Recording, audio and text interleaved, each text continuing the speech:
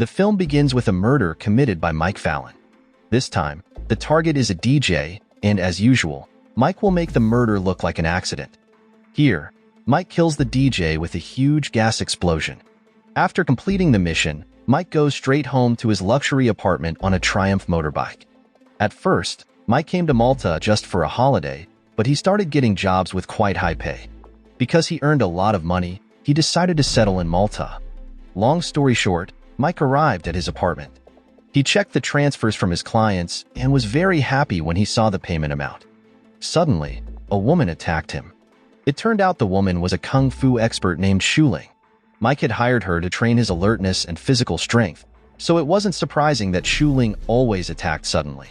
In this struggle, Mike found it quite difficult because Shuling's kung fu moves were completely unpredictable. Starting to get tired, he finally ended the fight by saying the word flamingo, which was the code to stop. Mike then got angry with Shuling because she was so brutal that expensive items in his apartment were destroyed. In fact, Mike paid her only to train him in fighting, not to destroy things. But no matter what, Shuling is indeed a great fighter, and she has the bloodline of Wang Fei Hong. There, Mike admitted that Shuling is one of the best kung fu experts in the world. It's just that Shuling is easily carried away by emotions. That night, Mike saw a man being beaten by some cafe guards. When he looked closer, he realized it was Fred, a close friend of his, and one of the assassins from his old organization. Mike quickly fought off the guards and helped Fred escape. Mike was curious about why Fred was in Malta, since he was still an active member of their old group. Mike suspected that Fred had been sent by Big Ray to kill him. However, the truth was that Big Ray's organization had gone bankrupt because no one hired them anymore. Fred's real reason for being in Malta was to find his girlfriend, who he had only talked to online. Unfortunately, he didn't have a clear address for her and had been lost since yesterday. There, Mike told Fred that he had been scammed, especially since Fred had sent money to the woman. Feeling sorry for him, Mike invited Fred to stay at his apartment. When they arrived, Shuling suddenly appeared again to train Mike. On the other hand, Fred, not knowing who she was, tried to help Mike but was quickly knocked down by Shuling. After the fight, Mike explained the situation to Fred and introduced Shuling. She apologized for hitting Fred. Mike then told Fred to rest because he needed to prepare for his next mission. Fred, wanting to repay Mike's kindness, offered to help him. The next day, they went to carry out the mission. Their target was an old man who never left his highly secured house. They had to kill him from a distance, so Mike and Fred decided to use an automatic rolling door to behead the old man. Since that day, Mike and Fred decided to work together again. Mike could use Fred's ability to make advanced murder tools, while Fred could get protection from Mike, who was very good at fighting. Because of their teamwork, they got a lot of work and became the most famous hitmen in Malta. Clients liked their unique way of not leaving any trace of the murder. With so many requests coming in, they were able to create a base and laboratory to prepare for their jobs.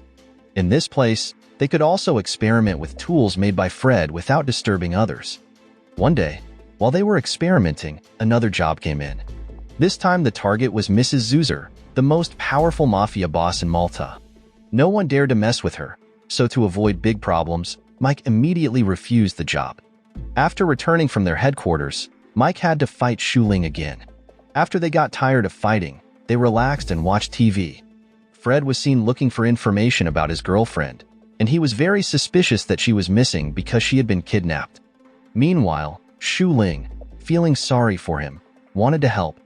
Luckily, she had a friend who was good at finding missing people. A few days later, Mike and Fred were back in action. Their target was a man who had just come home from work. First, Fred distracted him with random phone calls so the man would be careless and unaware of his surroundings. Then, Mike dropped a bathtub on the target's head. However, not long after, they were both electrocuted by an unknown person. They were then taken to a place with their bodies tied to chairs. There, they met a person named Armando, who worked for Mrs. Zuzer. Without wasting time, Armando started torturing Mike. At that time, he thought Mike was the one who hurt Mrs. Zuzer.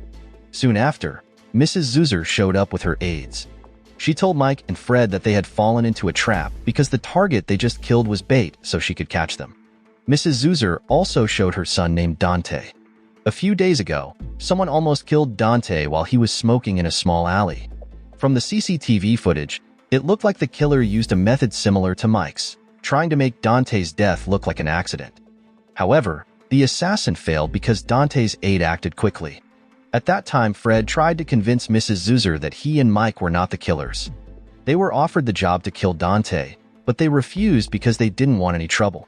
After hearing Fred's explanation, Mrs. Zuzer believed them. However, she didn't let them go easily. She gave Mike a mission to protect Dante from other assassins. If Mike refused, Armando would kill Fred right then and there. As a good friend, Mike was forced to accept the mission. Soon after, Mike was thrown out on the road, while Fred was kept as a hostage by Mrs. Zuzer. Before starting his mission, Mike stopped at a bar. There, he met his mentor and adoptive father, Big Ray. Big Ray found Mike because Fred had sent him a letter. He reminded Mike of the past when Mike killed almost all the assassins in their organization, leaving him in poverty. There, Big Ray admitted that he was the one who almost killed Dante. Mike was surprised because his mentor failed the mission, even though Big Ray was once the best accident man in the world. Then, Big Ray told Mike that many assassins were competing to kill Dante because the pay was very high. Shortly after, Mike tried to persuade Big Ray to stop the mission because if it continued, Fred would be killed by Mrs. Zuzer. However, Big Ray didn't care. He still wanted to kill Dante because he didn't want to live in poverty. He knew where Dante was because Dante had a tracking device on him. After hearing that, Mike quickly went to protect Dante. When Mike arrived at Dante's place, he convinced Dante's aides to remove their tracking devices from their watches. But Dante refused, so the aides had to force him to let go of the watch to keep him safe. However, Dante foolishly took his watch back and swallowed it. At the same time, an uninvited guest named Freya showed up. Turns out, she was an assassin with a military background known for her gunfighting skills. She proved this by killing all of Dante's aides. Then, Freya attacked Mike, and they had an even fight.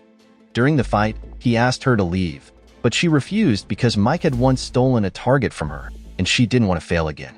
There, Freya used various tricks and was very brutal. While they were fighting, Dante accidentally dropped something, which allowed her to catch him.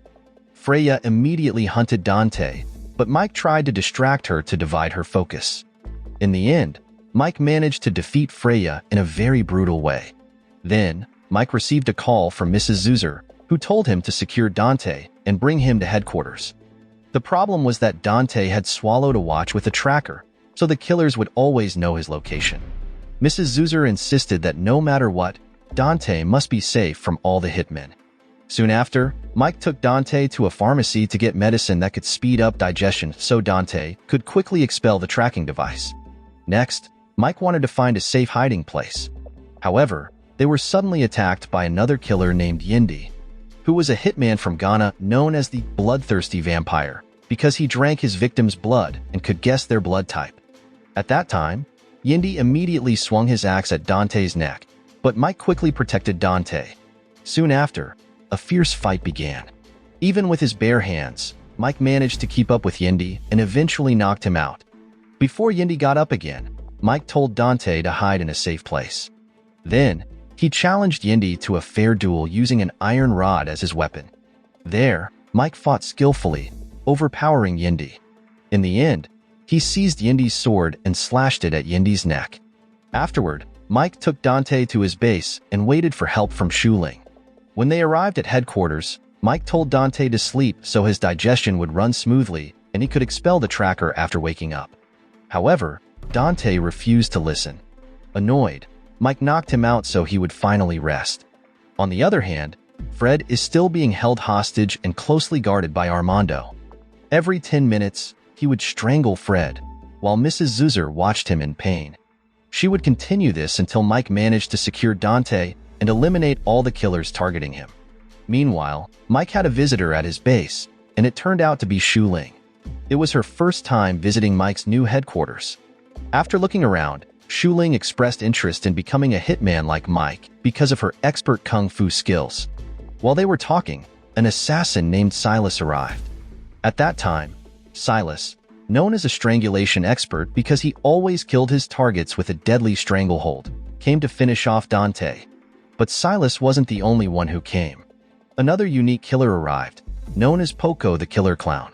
Poco acted silly, always wore clown clothes, and couldn't feel pain. Despite his appearance, Poco had a good reputation as an assassin. Silas was annoyed by Poco's ridiculous behavior and threw him out. However, Poco didn't give up. He hit Silas on the head until he fainted and then attacked Mike with his big hammer. Although Mike was overwhelmed at first, he managed to turn the situation around and made Poco bleed. However, Poco really couldn't feel pain. To prove it, he even hit his own head with a baseball bat. Despite his head injury, he continued to fight Mike. At the same time, Silas woke up from being knocked out and immediately fought with Shuling. Silas didn't know that Shuling was a descendant of Wang Feihong. The battle was intense and brutal. However, Shuling eventually managed to corner Silas and strangle him with a chain until he died. Meanwhile, Mike was still struggling to defeat Poco. Turns out, Poco was very hard to kill, even though Mike had tried stabbing him, breaking his hand, and electrocuting him. All these methods failed. Finally, Mike used Fred's modified barbell and managed to flatten Poco. On the other side, Dante woke up with a stomach ache, and the tracking device came out of his body. In that moment, he was very relieved. Mike and Shuling then told him to go to a safer place. But suddenly, another assassin arrived. This hitman was Oyumi, a ninja and Mike's enemy. Oyumi was a versatile killer, skilled with a sword, karate, and very agile. He also had a principle of not killing targets in sneaky ways. Then, Oyumi challenged Mike to a one-on-one duel, with the winner taking Dante. Upon hearing that, Shuling said she wanted to fight Oyumi first. Unexpectedly, Oyumi knocked her out with just one kick. Then, Oyumi and Mike started their duel. He was slightly better in skills, making it tough for Mike. Even though he fell, Mike got up again and, as a killer who never failed, used all his strength to defeat Oyumi. After a while, Oyumi was finally overwhelmed by Mike's true strength. Desperate, Oyumi broke his own rules and fought dirty. He grabbed his sword and was about to strike Mike, but suddenly a gunshot rang out. The shooter was Big Ray. Big Ray then approached Dante, intending to kill him right there. However, Mike tried to stop him. Mike even apologized for causing Big Ray to be poor, because if Dante died, Mrs. Zuzer would definitely kill Fred. Finally, Big Ray agreed and didn't kill Dante. Together, they took Dante to Mrs. Zuzer. Beforehand, Mike told Dante to change into Fred's suit. When they met Mrs. Zuzer, Mike and Big Ray made the exchange. Mrs. Zuzer told Mike and Fred to leave Malta and never come back. Mike and Fred then went to Big Ray, who was waiting in the car. Soon after, Big Ray pulled out a remote control connected to the suit Dante was wearing. The suit had a bomb in it. Without hesitation, he detonated the bomb, killing Mrs. Zuzer, her men, and Dante. At the end of the film, Mike, Fred, Big Ray, and Shuling live happily without any gangsters bothering them. Fred finally met the girlfriend he had been searching for. As for Big Ray, he received a big payment for successfully killing Dante, and he used the money to travel the world with Mike. The film ends. The moral lesson from this film is never swallow a tracking device, and always keep a clown costume handy because you never know when it might come in handy for a showdown.